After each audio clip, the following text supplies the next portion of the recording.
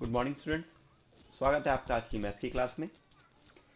अभी तक हम पढ़ रहे हैं सरफेस एरियाज एंड वॉल्यूम, यानी कि ठोस आकृतियों का पृष्ठीय क्षेत्रफल एवं आयतन। अभी तक हम लोगों ने क्यूब, क्यूबॉइड, सिलेंडर एंड कोन पढ़ लिया है, ठीक है। इसके बाद हमारा टॉपिक आ जाता है अगला स्फीयर्स, यानी कि गोला, ठीक है। तो अब हमें अगला टॉपिक ये देखना है, तो चलिए शुरू करते हैं।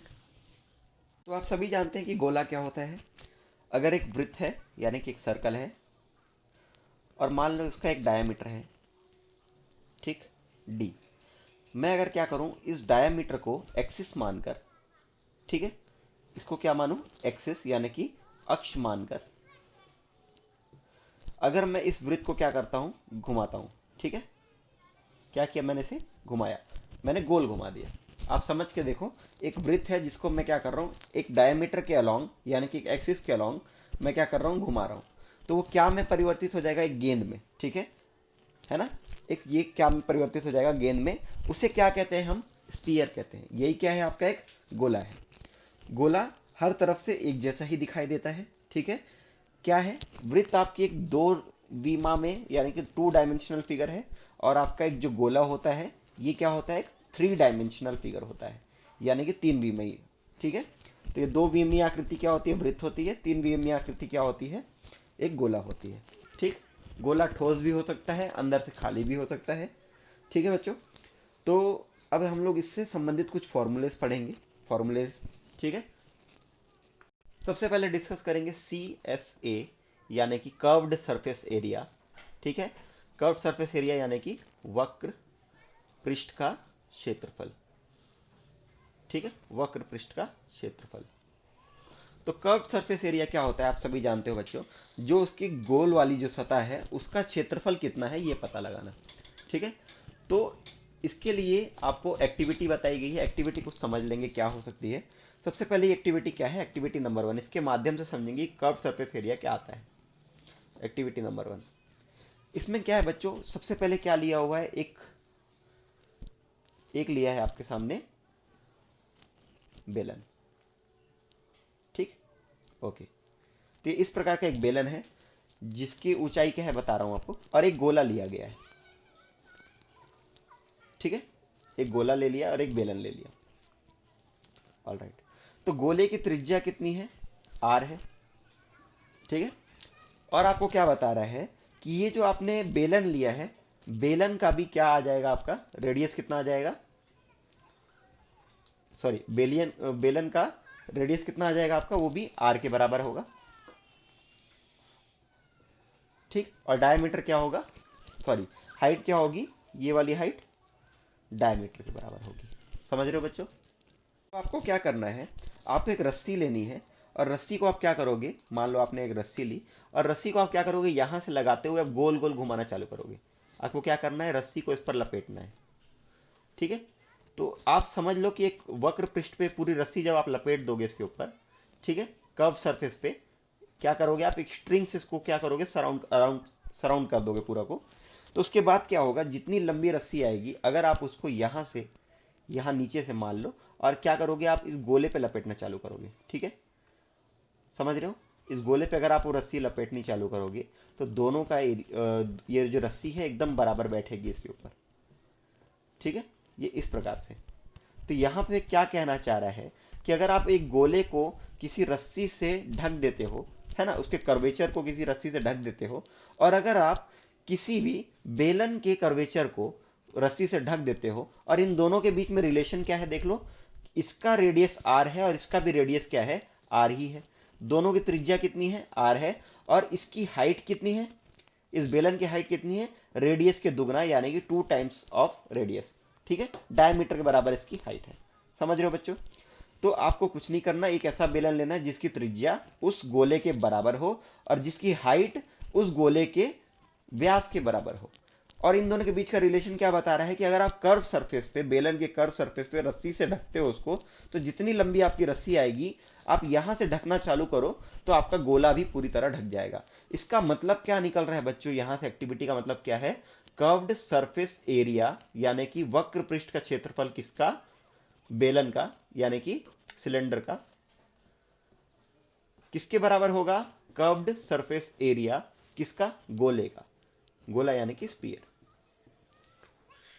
तो ये हो गया आपका कॉन्सेप्ट। रस्सी से ढकने का मतलब क्या है, इसका जो वक्र पृष्ठ था उसको किसने ढक लिया, रस्सी ने, और इसके भी वक्र पृष्ठ को किसने ढक लिया, रस्सी ने, और दोनों रस्सियों की लंबाई क्या आएगी, बराबर आएगी। तो ये एक एक्टिविटी हो गई जिसके माध्यम से आप ये प्रूव कर सकते हो कि किसी भी बेलन का अगर आप वक्र पृष्ठ का क्षेत्रफल ले लो और किसी भी गोले का वक्र पृष्ठ का क्षेत्रफल ले लो, दोनों बराबर होता है। अब आप बोलोगे sir curve surface area of sphere का फॉर्मूला मुझे नहीं पता, तो मैं इससे निकाल सकता हूं क्या, बिल्कुल निकाल सकते हैं। तो curve surface area of cylinder क्या होता है, वक्र पृष्ठ का क्षेत्रफल क्या होता है सिलेंडर के, 2πr/h, यही होता था क्या, आपको याद होगा आपने पढ़ा है, 2πr/h होता था आपका सिलेंडर का एरिया, ठीक है, कर्व सरफेस एरिया। ये किसके बराबर आ जाएगा, curve surface area of sphere के बराबर, यानी कि वक्र पृष्ठ के क्षेत्रफल के बराबर, ठीक है। तो वक्र पृष्ठ का क्षेत्रफल कितना आने वाला है, देखो बच्चों, 2 है, पाई है, रेडियस का r रहने दो, हाइट क्या आ जाएगी आपकी, डायमीटर के बराबर। डायमीटर क्या होता है, 2 टाइम्स ऑफ r होता है या नहीं होता है, बिल्कुल होता है। तो 2 इंटू 2 4 हो जाएगा, तो 4πr², ठीक है। ये आपका आ गया वक्र पृष्ठ का क्षेत्रफल, समझ रहे हो, यानी कि curved surface area of sphere. इस एक्टिविटी के माध्यम से आप बता पा रहे हो कि इसका जो कर्व्ड सरफेस एरिया होगा वो कितना होगा, 4πr² के बराबर होगा, समझ रहे हो। तो ये होगी एक्टिविटी नंबर 1। इसी को आप दूसरे तरीके से भी प्रूव कर सकते हो एक्टिविटी नंबर 2 से। तो मान लो बच्चों एक्टिविटी नंबर 2 में आपको क्या बता रहा है, एक्टिविटी नंबर 2 में कि अगर आपने एक गोला लिया, ठीक है, और गोले को क्या किया, रस्सी से ढकना चालू किया। तो मान लो इस तरह से ढक रहा हूं मैं, लपेट दिया मैंने रस्सी से गोले को, एक स्ट्रिंग से मैंने क्या किया, सराउंड कर दिया है इस स्पीयर को, इस प्रकार से। जैसे आप लोग लट्टू देखे होंगे आप सभी ने, लट्टू के ऊपर हम जैसे रस्सी लपेटते हैं उसी प्रकार से इस गोले को भी रस्सी से ढकना है। तो ये काम करने के बाद आपकी एक लंबाई आ जाएगी रस्सी की कुछ, ठीक है। अब आप क्या करोगे, उस रस्सी को लोगे, जितनी भी लंबी स्ट्रिंग है, ये स्ट्रिंग जितनी भी लंबी है, इसको आप 4 बराबर भागों में बांटोगे, एक टुकड़ा, दो टुकड़ा, तीसरा टुकड़ा और चौथा टुकड़ा, ठीक है। 4 बराबर भागों में बांटोगे और उसके बाद आप क्या करोगे बच्चों, इन चारों भागों को एक एक करके लोगे और ऐसे बिंदु से, देखो केंद्र से एक सेंटर पे आपने रखा और रस्सी को ऐसे एक दूसरे के ऊपर लपेटना चालू करो, ठीक है, इस प्रकार से। तो ऐसा करने के बाद एक क्या बन जाएगा, सर्कल बन जाएगा ये, ठीक है। रस्सी खत्म हो गई मान लो, फिर आप दूसरे को लोगे, फिर क्या करोगे, वही काम करोगे फिर से इस टाइप से, ठीक। तो ये भी वैसे ही बन जाएगा। तीसरा आप इसको लोगे, ये, ठीक, ये भी बन जाएगा, और चौथा आपका ये, ठीक है। तो इस प्रकार से आपको क्या मिलेगा कि आपने इस गोले को जितनी लंबी रस्सी से क्या किया था, ढका था, उस रस्सी को अगर आप 4 बराबर भागों में बांटते हो तो इस तरह के 4 वृत्त बनेंगे, अगर आप उसको समतल सतह पे रख के घुमाते हो तो, ठीक है।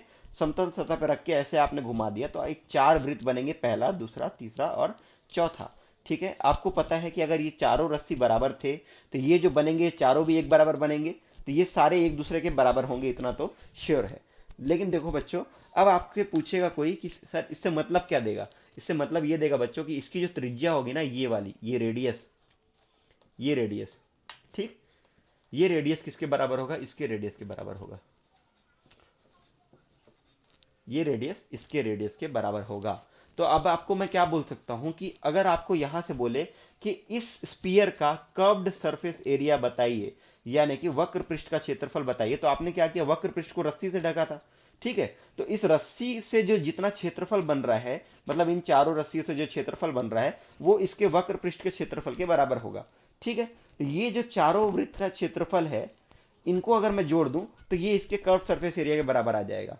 तो आपको पता है कि इस एक वृत्त का क्षेत्रफल क्या होगा, है ना, वृत्त का क्षेत्रफल का फॉर्मूला पता है, पाई आर का स्क्वायर। तो ये पहले वृत्त का क्षेत्रफल हो गया। दूसरे वृत्त का भी क्षेत्रफल क्या हो जाएगा, पाई आर का स्क्वायर। तीसरे वृत्त का क्षेत्रफल पाई आर का स्क्वायर, और चौथे वृत्त का क्षेत्रफल भी पाई आर का स्क्वायर आ जाएगा। और आप इन चारों को जोड़ दोगे, चारों को जोड़ोगे तो आपका क्या आ जाएगा, 4 पाई आर स्क्वायर, ठीक है। तो आप इन चारों को जोड़ोगे तो ये किसके बराबर आ रहे हैं, 4πr² के बराबर आ रहे हैं। इसलिए मैं कह सकता हूं कि ये जो curve surface area of sphere है वो किसके बराबर होता है, 4πr² के बराबर होता है। ठीक है, तो बच्चों ये एक्टिविटी आप जब करोगे तो इस चीज को प्रूव करने के लिए निष्कर्ष कहां से निकलेगा, निष्कर्ष ये निकलेगा कि आप देखना बच्चों, जो गोले का त्रिज्या है ना, इस जो स्पीयर का रेडियस है वो इनके रेडियस के बराबर आएगा। ठीक है, या ऐसे बोलो कि गोले के रेडियस के बराबर ही रेडियस बनेगा इसका भी, इन चारों का। तो ये रेडियस चारों आपस में बराबर बनेंगे इनके। तो उसके बाद आप क्या बोल सकते हो कि ये कर्व सरफेस एरिया इसके बराबर है। ये एक तरह का प्रयोजन है, एक्टिविटी है। ठीक है, इसके माध्यम से आप प्रूव कर सकते हो curve surface area of sphere क्या होता है। ठीक है, तो अल्टीमेटली फॉर्मूला हमको मिल गया है। आगे बढ़ते हैं बच्चों, गोले में क्या क्या देखेंगे। सबसे पहले हम लोगों ने देखी है वक्र पृष्ठ का क्षेत्रफल। वक्र पृष्ठ का क्षेत्रफल यानी कि कर्व्ड सरफेस एरिया कितना आता है आपका, 4πr² के बराबर, जहां r क्या है, गोले की त्रिज्या है। ठीक है, दूसरा क्या आ जाएगा, अर्धगोले का। ठीक है, अर्धगोले का, अर्धगोले का वक्र पृष्ठीय क्षेत्रफल। तो देखो बच्चों, अगर गोले का वक्र पृष्ठ क्षेत्रफल कितना होता है, 4πr²। अगर ये पूरा गोला है, इसका वक्र पृष्ठ क्षेत्रफल 4πr² है, तो इसका क्या होगा, 2πr²। समझ रहे हो बच्चों, ये आपका किस तरह से बनेगा, लगभग आप समझ लो इस टाइप से, ये ऐसा हो जाएगा। और इसको जब आपने काट दिया तो कुछ आपको इस प्रकार से दिखाई देगा। समझ रहे हो, तो इसका जो कर्व सरफेस कौन सा होगा, ये नीचे वाला। ठीक है, ये जो दोनों तरफ, ये पीछे की तरफ भी होगा बच्चों इसी प्रकार से। तो इसका जो एक कर्व्ड सरफेस है ना, उसका एरिया कितना आएगा, 2πr² के बराबर आएगा। और इसका कर्व सरफेस क्या है, ये पूरा है। ठीक है, तो कर्व सरफेस एरिया यानी कि अर्धगोले का वक्र पृष्ठ क्षेत्रफल भी आ गया आपका 2πr²। ठीक है, अब अगर मैं आपको बोलूं बच्चों, तीसरा बता दो, अर्धगोले का, अर्धगोले का संपूर्ण पृष्ठीय क्षेत्रफल।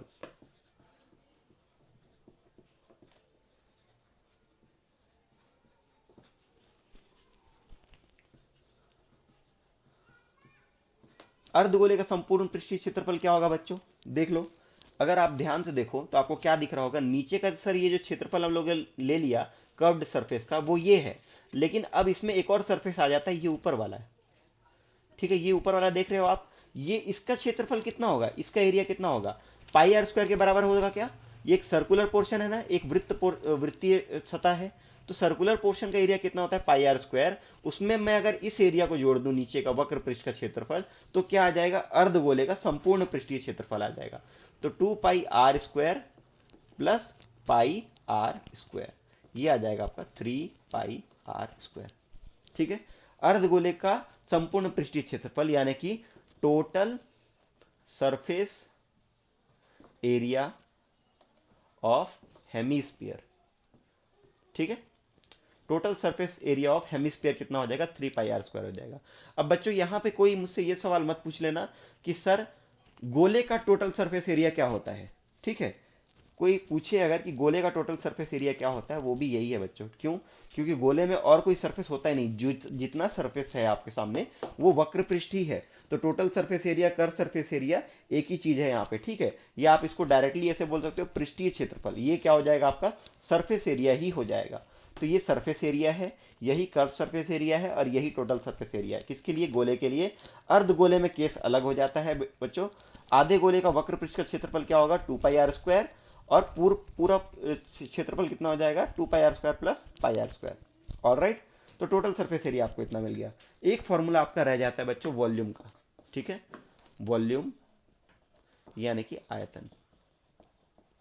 अब गोले का आयतन कितना होता है, 4/3πr³। ठीक है, ये आपका क्या है, गोले का आयतन है। ऑलराइट, तो ये बच्चों इतना आपका हो गया कॉन्सेप्ट। ये आपको यूज करना है प्रश्नावली 4 में। ठीक है, और इसके बाद प्रश्नावली 5 में कॉम्बिनेशन के बेस पे सवाल रहेंगे। तो चलिए अब कुछ क्वेश्चंस देख लेते हैं। क्वेश्चन नंबर 2 पढ़िए बच्चों। एक ग्लोब का व्यास 14 सेंटीमीटर है, पृष्ठीय क्षेत्रफल आपको ज्ञात करना है। ठीक है, बहुत सिंपल क्वेश्चन है, चलिए बनाते हैं। तो आपको सवाल में दिया गया है क्या, ग्लोब का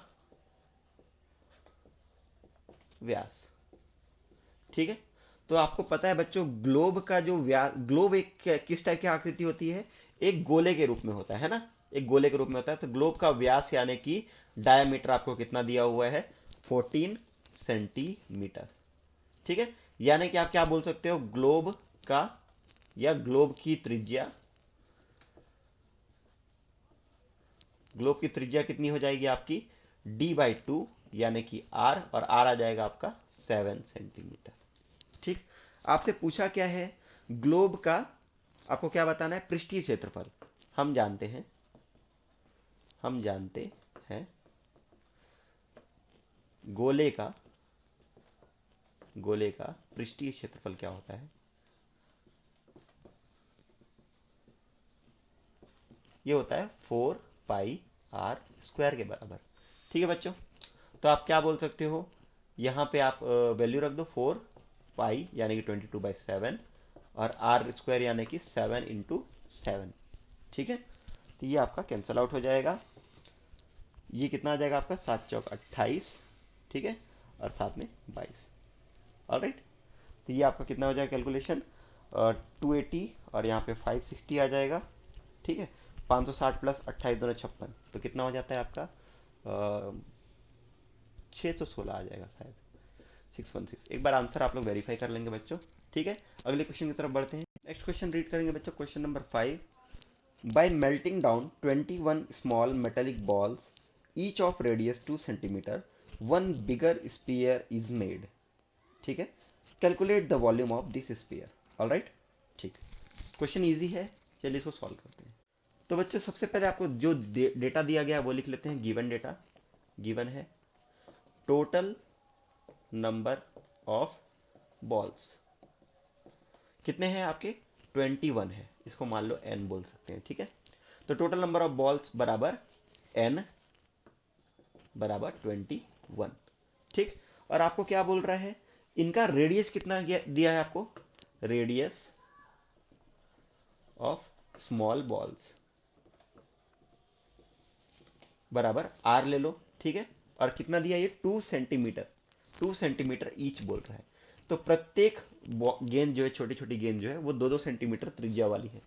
ठीक है, अब इनको गला कर क्या बोल रहा है, एक बड़ा रेडियस बनाया गया है, बड़ा स्पीयर बनाया गया है। ठीक है, तो उस स्पीयर का रेडियस क्या होगा, सबसे पहले देख लो, आपसे पूछ रहा है to find out, to find volume of sphere made by melting small balls. ठीक है, इन छोटे छोटे गेंदों को मेल्ट करके जो आपका वॉल्यूम बनेगा वो आपको बताना है। ठीक है, ये आपको क्या बताना है, वॉल्यूम बताना है। तो वॉल्यूम कैसे निकलेगा बच्चों, वॉल्यूम होता है 4/3 पाई r का क्यूब। ठीक है, 4/3 पाई r का क्यूब। तो बच्चों ध्यान दो, यहाँ आपको बड़े स्पीयर का रेडियस तो दिया ही नहीं है। ठीक है, तो बड़े स्पीयर का रेडियस नहीं दिया है, लेकिन हमको क्या बताया है कि 21 छोटे छोटे बॉल्स को हम लोगों ने मेल्ट करके क्या बनाया है, एक बड़ा बॉल बनाया है। यानी कि 21 छोटे छोटे बॉल्स का वॉल्यूम होगा वही किसके बराबर होगा, वॉल्यूम ऑफ लार्जर स्पीयर के बराबर। ठीक है, so according to question, according to question यानी कि प्रश्नानुसार, volume of sphere will be equal to volume of total volume, या फिर total volume of 21 small balls. ठीक है, तो वॉल्यूम ऑफ स्पीयर क्या हो जाएगा, छोटे छोटे बॉल्स के वॉल्यूम के बराबर हो जाएगा। तो 21 इंटू 4/3 इंटू पाई इंटू क्या आ जाएगा आपका, r का स्क्वायर, क्यूब सॉरी। ठीक है, तो 4/3 पाई r क्यूब, वैल्यू रख दो यहाँ पे, r की वैल्यू है आपके पास 21 इंटू 4/3 इंटू 22/7 इंटू रेडियस कितना है आपका, 2 है, इंटू 2 है, इंटू 2 है। ठीक है, तो 7 तिया 21 बराबर हो गया। ठीक, आप क्या कर सकते हो अब इसको, 2 दूनी 4, 4 दूनी 8, 8 चौक 32 गुणा 22। ठीक है, तो कितना आ जाएगा, 32 दहम 320, 640 हो जाएगा, 640 में 64 जोड़ दो, तो ये हो जाएगा आपका 704। ठीक है, 704 सेंटीमीटर का क्यूब। कितना इजी क्वेश्चन था, बहुत इजी। ठीक है, एक बार आप आंसर वेरीफाई कर लेंगे बच्चों। अगले क्वेश्चन की तरफ बढ़ते हैं। क्वेश्चन नंबर 6 पढ़िए बच्चों। एक ठोस गोले को जिसकी त्रिज्या 10.5 सेंटीमीटर है को पिघलाकर कुछ छोटे शंकु बनाए गए, जिसमें कि प्रत्येक की त्रिज्या 3.5 सेमी और ऊंचाई 3 सेमी है। बनाए गए शंकु की संख्या ज्ञात कीजिए। तो आपको यहाँ पे क्या बता रहा है, एक ठोस गोला है यानी कि एक सॉलिड स्फीयर है जिसकी रेडियस आपको दी गई है। उसे पिघलाकर हमने क्या किया, छोटे छोटे हम लोगों ने बनाए शंकु यानी कि कोन बनाए हुए हैं। ठीक है, तो प्रत्येक की त्रिज्या आपको कोन की भी दी गई है, ऊंचाई भी दी गई है। तो बनाए गए शंकु की संख्या ज्ञात कीजिए। ठीक है, बहुत इजी क्वेश्चन है, चलिए देखते हैं। सबसे पहले बच्चों आपको वही करना होगा, जानकारी लिख लीजिए जो आपको सवाल में दी गई है। हाँ, दिया गया है, दिया गया है। और क्या दिया गया है, सबसे पहले बच्चों आपको दिया है एक ठोस गोले की त्रिज्या, ठोस गोले की त्रिज्या। तो उसको मान लो आप आर से दर्शा रहे हो, बड़े आर से। तो ठोस गोले की त्रिज्या आपको दी गई 10.5 सेंटीमीटर। ठीक है, 10.5 सेंटीमीटर। उसके बाद आपको दिया गया है पिघलाकर छोटे शंकु बनाए गए हैं, तो प्रत्येक की त्रिज्या, ठीक है, शंकु की त्रिज्या, शंकु की त्रिज्या मान लो आप शंकु की त्रिज्या को आर से दर्शा रहे हो, तो इसकी त्रिज्या कितनी दी गई है आपको, 3.5 सेंटीमीटर दी गई है। ठीक है, और उसके साथ ऊंचाई कितनी दी गई है, शंकु की ऊंचाई। तो शंकु की ऊंचाई कितनी हो जाएगी आपकी, 3 सेंटीमीटर। ऊंचाई यानी कि हाइट होती है, हाइट यानी कि 3 सेंटीमीटर आपको दिया गया है। ऑलराइट, तो बनाए गए शंकु की संख्या ज्ञात कीजिए, है ना। अब आपको क्या बताना है, शंकु की संख्या। ठीक, शंकुओं की संख्या मान लो n से दर्शाते हैं। ठीक है, मान लो आप n से दर्शाते हो, तो आप प्रश्नानुसार आप क्या देख सकते हो, प्रश्नानुसार देखो ठोस गोले का जो आयतन है उसी से शंकु बन रहे हैं ना। तो आप क्या बोल सकते हो, n शंकुओं का कुल आयतन, कुल आयतन किसके बराबर होगा, गोले के आयतन के बराबर होगा। ठीक है, तो गोले का आयतन क्या होता है बच्चों, गोले का आयतन क्या होता है, 4/3 पाई आर का क्यूब। देख लो आर बड़ा वाला गोले का रेडियस है, क्यूब है, सॉरी। ठीक है, तो 4/3 पाई आर क्यूब। और वैसे ही एन शंकुओं का यानी कि एन गुणा एक शंकु का क्या आयतन, शंकु का आयतन क्या होता है, 1/3 पाई आर स्क्वायर एच। ठीक है, पाई आर स्क्वायर एच किसका होता था, स्पीयर का, और उसका 1/3 होता है शंकु का। तो 1/3 पाई आर स्क्वायर एच। ठीक है, उसको आप एन से गुणा करोगे। ऑलराइट, आपको चाहिए क्या, यही एन चाहिए आपको। तो आप यहां से लिख सकते हो एन बराबर 4/3 इंटू पाई इंटू आर का क्यूब बटे में 1/3 into pi into r square into h. ठीक, तो ये 3 और ये 3 कैंसिल आउट हो जाएंगे डिनोमिनेटर के। ठीक है, यहाँ पे आपको मिल जाएगा ये पाई और ये पाई भी कैंसिल आउट हो जाएंगे। तो आपको फाइनली मिलेगा 4r का क्यूब बटे में आर स्क्वायर एच, है ना। ये किसके बराबर आ जाएगा, आपका n के बराबर आ जाएगा। ठीक है, तो बच्चों इसी को लेकर मैं आगे सॉल्व कर देता हूँ। इसको मैं थोड़ा रफ कर रहा हूँ, आप नोट डाउन कर लेंगे पॉज करके। कंटिन्यू करते हैं इसको। n बराबर आपका आ गया 4r क्यूब अपॉन में आर स्क्वायर एच। तो वैल्यू रख दो, 4 इंटू आर कितना था, 10.5 का क्यूब यानी कि 10.5 यानी कि एक बार और 10.5, और किससे डिवाइड करोगे, आर स्क्वायर एच। और आर की वैल्यू कितनी थी आपकी, 3.5 सेंटीमीटर दिया हुआ था। ठीक है, तो आर स्क्वायर यानी कि 3.5 इंटू 3.5, और साथ में दिया होगा आपको एक एच, एच की वैल्यू दी गई है 3 सेंटीमीटर। ठीक है, डेटा हमने पहले लिख लिया था। अब इसको सिंपली आप क्या करोगे, सॉल्व कर लोगे। तो चलिए देखते हैं कुछ सिंप्लीफाई हो पाता है, सिंप्लीफाई कर लेते हैं। ठीक है, आप जानते हो बच्चों 35 या 105 होता है, तो यहाँ पे 3.5 का 3 टाइम्स कितना हो जाएगा, 10.5। तो ये आ गया 3 टाइम्स, ये भी आ जाएगा 3 टाइम्स, और ये 3 और ये 3 एक बार में चला गया। तो आप क्या बोल सकते हो, 10.5 इंटू 4 यानी कि कितना हो जाता है, 40 और 2 42। ये आ जाएगा आपका 42 इंटू 3, कितना आ गया आपका, 4 3 12। ठीक, तो ये आपको मिल जाएगा 126। ठीक है, ये आपका आ गया 126 एन की वैल्यू। तो आप क्या कह सकते हो कि 10.5 सेंटीमीटर त्रिज्या वाले एक गोले को अगर गलाकर आप 3 3.5 सेंटीमीटर त्रिज्या वाले और 3 सेंटीमीटर ऊंचाई वाले कितने शंकु बना सकते हो? n शंकु, और उनकी संख्या कितनी है? 126। ठीक है, तो ये हो गया आपका क्वेश्चन का निष्कर्ष। ठीक है, इसी प्रकार से आप और भी क्वेश्चन बना सकते हो। चलिए नेक्स्ट क्वेश्चन देखते हैं। क्वेश्चन नंबर 7 पढ़ेंगे बच्चों। After filling the air in a spherical balloon of radius 7 centimetre it becomes 14 centimetre. Calculate the ratio of surface area of balloon in both condition. ठीक है, क्वेश्चन बहुत सिंपल सा है बच्चों। एक बलून है जिसको थोड़ा इन्फ्लेट किया गया है, यानी कि फुलाया गया हुआ है। उसकी रेडियस पहले थी 7 सेंटीमीटर की, उसमें थोड़ी और हवा भरी गई तो उसकी रेडियस हो गई 14 सेंटीमीटर की। अब आपको बताना है कि दोनों केस में जो सरफेस एरिया आ रहा है उनका रेशियो क्या है। ठीक है, चलिए इस क्वेश्चन को देखते हैं। तो बच्चों सबसे पहले गिवन डेटा लिखेंगे। गिवन डेटा यानी कि जो दिया गया है, हम लिख लेते हैं रेडियस ऑफ बलून बिफोर, यानी कि पहले, उसको मैं मान लो r1 नाम दे देता हूं।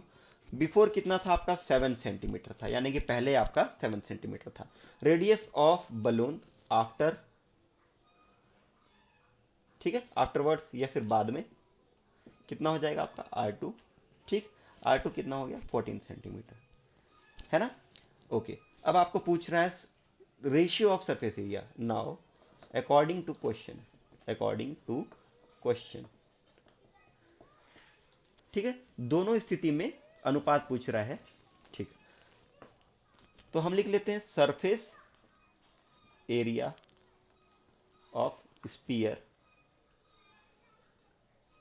बिफोर, ठीक है, पहले, ratio surface area of sphere afterwards. ठीक है, तो इन दोनों का रेशियो लेना है आपको। Surface area of sphere before कितना? पहले कितना था surface area sphere? Surface area का फॉर्मूला क्या होता है बच्चों? 4 पाई r का स्क्वायर। लेकिन अगर ये पहले वाला केस है तो r1 लिखेंगे इसको। ठीक, और वैसे ही दूसरे केस में क्या लिखोगे? 4 पाई r2 का स्क्वायर। तो यहाँ पे देख लो बच्चों, बहुत सिंपल है, 4 पाई कैंसिल आउट हो जाएगा। तो ये रेशियो किसके बराबर आएगा? r1 अपॉन r2 के होल स्क्वायर के बराबर। ठीक है, तो r1 की वैल्यू कितनी है? 7 है। r2 की वैल्यू कितनी है? 14 है, और इसका होल स्क्वायर करना है। तो ये आ जाएगा 1/2 का होल स्क्वायर, यानी कि 1/4। ठीक है, तो अगर आपसे कोई पूछेगा रेशियो बताना है आपको पहले केस में, सरफेस एरिया पहले केस में और सरफेस एरिया दूसरे केस में, तो आप बोलोगे सर 1/4 हो जाएगा। ठीक है, तो पहले 1 गुना था तो बाद में कितना गुना हो गया? 4 गुना हो गया। कितने वृद्धि हो गई? 3 गुने की वृद्धि हो गई। समझ रहे हो? पहले मान लो उसमें 1 लीटर पानी भरा हुआ था, तो आप टोटल बाद में कितना आ गया? 4 लीटर पानी भरा हुआ, इस टाइप से। ठीक है, तो वॉल्यूम में परिवर्तन आ गया। ठीक है, सॉरी, सरफेस एरिया की बात हो रही थी, वॉल्यूम वाला केस गलत एग्जांपल दे दिया मैंने। ठीक है, तो सरफेस एरिया पहले क्या था? 1 था, तो बाद में कितना हो गया? 4 हो गया। चलिए अगले क्वेश्चन की तरफ बढ़ते हैं। क्वेश्चन नंबर 11 पढ़ेंगे बच्चों। यदि किसी गोले का आयतन और पृष्ठीय क्षेत्रफल बराबर है तो उसकी त्रिज्या ज्ञात कीजिए। ठीक है, क्वेश्चन बहुत सिंपल सा है। अगर आपको एक स्फीयर दिया है जिसका वॉल्यूम और सरफेस एरिया क्या है? बराबर है। ठीक है, तो आपको बताना है उसकी त्रिज्या यानी कि रेडियस कितना होगा। तो देखो प्रश्नानुसार, ठीक है, आपको बता क्या रहा है? सरफेस एरिया यानी कि गोले का आयतन, ठीक है, गोले का आयतन बराबर है किसके? गोले के पृष्ठीय क्षेत्रफल के बराबर। गोले के पृष्ठीय क्षेत्रफल के बराबर। अब ध्यान दो बच्चों, यहां समझने वाली बात यह है कि कभी भी गोले का आयतन और गोले का पृष्ठीय क्षेत्रफल बराबर है बोल दे रहा है आपसे, तो आपको यह सवाल जरूर पूछना चाहिए, सर ऐसा कैसे हो सकता है ना? ऐसा कैसे हो सकता है? क्योंकि आयतन क्या में होता है? घन सेमी में, यानी कि सेंटीमीटर क्यूब में। ठीक है, किसमें होता है? घन सेमी में होता है। ये चीज कभी नहीं भूलनी है आपको। ठीक है, और वैसे ही गोले का पृष्ठीय क्षेत्रफल किस में होता है? क्षेत्रफल है, क्षेत्रफल हमेशा हमेशा कितना होगा? सेंटीमीटर स्क्वायर में। ठीक है, यानी कि वर्ग सेमी में। ठीक, तो आपसे इस सवाल में बोल रहा है कि गोले का आयतन और गोले का पृष्ठीय क्षेत्रफल बराबर है, तो ये दोनों चीजें तो आपस में कभी बराबर होती ही नहीं है, तो ये तो गलत हो जाएगा, बिल्कुल गलत हो जाएगा बच्चों। लेकिन यहाँ क्वेश्चन में आपको क्या बोलना चाह रहा है कि गोले के आयतन और गोले का पृष्ठीय क्षेत्रफल बराबर है, तो आपको सिर्फ और सिर्फ क्या लेना है? उनकी वैल्यूज़ लेनी है, एब्सोल्यूट वैल्यूज़ लेनी है, समझ रहे हो। जैसे मान लो अगर ये 100 सेंटीमीटर का क्यूब था तो ये 100 सेंटीमीटर का स्क्वायर होगा, ऐसा बोलना चाह रहा है। ठीक है, यहाँ पे आपको यूनिट्स को नहीं देखना है, यूनिट्स को आप इग्नोर करके चलेंगे, सिर्फ और सिर्फ वैल्यूज़ को लेंगे, समझ रहे हो। तभी आप इन दोनों चीज़ को बराबर कर सकते हो, वरना ये कंपेरेबल क्वांटिटीज़ नहीं है। एक वॉल्यूम है और एक सरफेस एरिया है। ठीक है, एक लीटर और मीटर की तुलना हो सकती है क्या? नहीं हो सकती। ठीक है, लेकिन यहाँ पे अगर तुलना कर रहा है तो वो सिर्फ और सिर्फ उसके एब्सोल्यूट वैल्यू की बात कर रहा होगा, मान की बात कर रहा है। तो आप थोड़ी देर के लिए इस यूनिट के कॉन्सेप्ट को इग्नोर करेंगे। ठीक है, लेकिन ये सवाल आपके मन में हमेशा आना चाहिए कि ऐसी दो क्वांटिटी का कंपैरिजन नहीं हो सकता, और अगर करने को बोल रहा है तो वो क्या करने को बोल रहा है। तो गोले का आयतन क्या होता है बच्चों? फॉर्मूला लिख लो, 4/3 पाई आर का क्यूब। और यहाँ पे क्या होगा? गोले का पृष्ठीय क्षेत्रफल। अब देखो बच्चों, गोला एक ही है ना, गोला तो एक ही है, तो उस समय पर उसका एक ही रेडियस होगा, तो उसको मैं आर से दर्शा रहा हूँ, तो 4/3 पाई आर का क्यूब उसका वॉल्यूम हो गया। और गोले का पृष्ठीय क्षेत्रफल क्या हो जाएगा? 4 पाई आर का स्क्वायर। यहाँ R1 R2 जैसा कोई कॉन्सेप्ट नहीं आएगा क्योंकि गोला एक ही है। ठीक, तो अब यहाँ पे जो कैंसिल आउट हो रहा है बच्चों, काट दो, पाई और पाई चले गए, 4 और 4 भी चले गए, आर स्क्वायर और आर क्यूब है, तो यहाँ से आर स्क्वायर चला जाएगा, यहाँ पे सिर्फ आर बचेगा। ठीक है, तो यहाँ पे आप क्या बोल सकते हो? R/3 इक्वल्स टू 1, यानी कि R इक्वल्स टू 3। ठीक है, R इक्वल्स टू 3 यूनिट्स, यानी कि R बराबर क्या होगा? 3 इकाई होगा। ठीक है, ध्यान देना बच्चों, इसका आंसर इकाई में आएगा। ठीक है, सेंटीमीटर नहीं बोलोगे आप। क्यों नहीं बोलोगे? क्योंकि अगर सेंटीमीटर बोलोगे तो कंपैरिजन नहीं कर सकते, क्योंकि ये सेंटीमीटर क्यूब है और ये सेंटीमीटर स्क्वायर है। ठीक है, तो सिर्फ और सिर्फ उसके एब्सोल्यूट वैल्यू यानी कि डायमेंशन, मैग्नीट्यूड की बात हो रही है। मैग्नीट्यूड को आप यूनिट्स में दर्शा सकते हो, सेंटीमीटर मीटर मत बताइएगा। ठीक है, तो R बराबर 3 यूनिट्स आ जाएगा वैल्यू। चलिए आगे बढ़ते हैं। तो बच्चों आज के लेक्चर का लास्ट क्वेश्चन देखते हैं, question number 13। By melting down 3 spherical balls of radius 6 centimetre, 8 centimetre and 10 centimetre, one big solid sphere is made, calculate the radius of the new sphere. ठीक है, आपको क्वेश्चन में कह रहा है तीन छोटे छोटे बॉल्स हैं, क्या क्या रेडियस है उनका? 6 centimetre, 8 centimetre and 10 centimetre. One big sphere is made, एक बड़ा गोला बनाया गया है। Calculate the radius of new sphere. Alright, तो इस क्वेश्चन को देखते हैं बच्चों कैसे बनेगा। तो बच्चों गिवन डेटा आपको सबसे पहले लिखना है। ठीक है, गिवन डेटा क्या दिया हुआ है? तो मान लो मैंने रेडियस ऑफ स्पीयर 1 बोलता हूँ। ठीक है, पहले स्पीयर को स्पीयर 1 बोल रहा हूँ, तो उसको मैंने दर्शा दिया R1 से, और उसकी वैल्यू कितनी दी गई है आपको? 6 सेंटीमीटर। और इसी प्रकार से रेडियस ऑफ स्पीयर 2 बोलूँ मैं अगर आपको, तो ये R2 है, R2 की वैल्यू कितनी दी गई है आपको? 8 सेंटीमीटर। और तीसरा क्या हो जाएगा? रेडियस ऑफ स्पीयर 3, उसको मैं बोल रहा हूँ R3, और R3 की वैल्यू आपको दी गई है 10 सेंटीमीटर। ठीक है, इसी प्रकार से अब आपको फाइंड आउट करना है the radius of new solid sphere. तो radius of new solid sphere बराबर क्या है? मान लो R से रिप्रेजेंट कर रहा हूं और R आपको पता करना है। ठीक है, तो बच्चों बहुत सिंपल सा क्वेश्चन है। अगर आप इन तीनों गोलों को गलाकर एक बड़ा गोला बना रहे हो तो इसका वॉल्यूम और इसका वॉल्यूम तो बराबर होगा ना। ठीक है, तो अकॉर्डिंग टू क्वेश्चन यानी कि प्रश्नानुसार, वॉल्यूम ऑफ स्पीयर 1, ठीक है, प्लस वॉल्यूम ऑफ स्पीयर 2। ठीक है, एक हिंदी में भी लिख देता हूं, तीसरे छोटे गोले का आयतन। ठीक है, बराबर क्या हो जाएगा? बड़े गोले का आयतन, बड़े गोले का आयतन। ठीक है, तो बच्चों फॉर्मूला डाल दो, कुछ नहीं है, 4/3 पाई R1 का क्यूब प्लस 4/3 पाई R2 का क्यूब प्लस 4/3 पाई R3 का क्यूब। ठीक, और ये किसके बराबर हो जाएगा? 4/3 पाई R का क्यूब के बराबर। ठीक है बच्चों, अब देखो यहाँ पे 4/3 पाई, 4/3 पाई, 4/3 पाई सब कॉमन है, तो ये बाहर निकाल लो। 4/3 पाई R1 का क्यूब प्लस R2 का क्यूब प्लस R3 का क्यूब किसके बराबर हो जाएगा? R के क्यूब के बराबर। ठीक है, ये किसके बराबर हो जाएगा? R के क्यूब के बराबर, और सॉरी इंटू साथ में आ जाएगा 4/3 पाई। तो आप देख लो, ये 4/3 पाई यहाँ और ये 4/3 पाई यहाँ कैंसिल आउट हो जाएंगे। ठीक है, तो बच्चों इसका आगे कैलकुलेशन मैं यहीं ऊपर रफ करके कर दे रहा हूँ, आप वीडियो पॉज करके नोट डाउन करेंगे।